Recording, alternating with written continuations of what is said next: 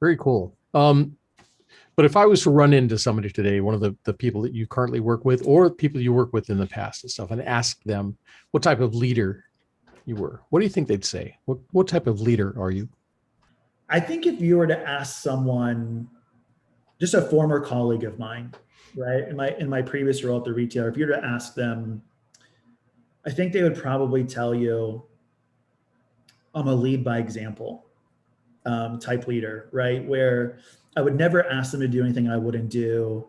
I get my hands dirty, and I know how to organize teams to drive strategy. So I think they would tell you, um, I was pretty hard nosed leader. I mean, I think my team would tell, as much as I love them all, and I still Mhm. talk to them every day.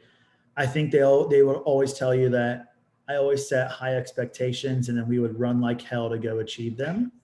So they could also say I was an exhausting leader. Yeah. I think today, if you were to talk to anyone at Medallia, or at least I would hope, is they would say I'm an inspiring, authentic leader.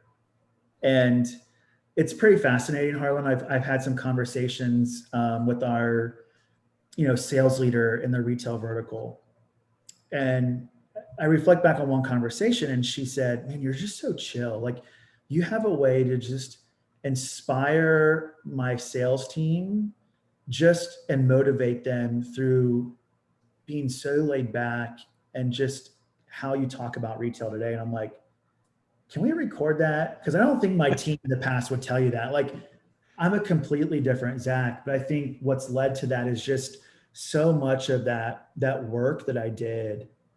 How do I show up in my authentic self? But I think it's also the freedom of being your authentic self.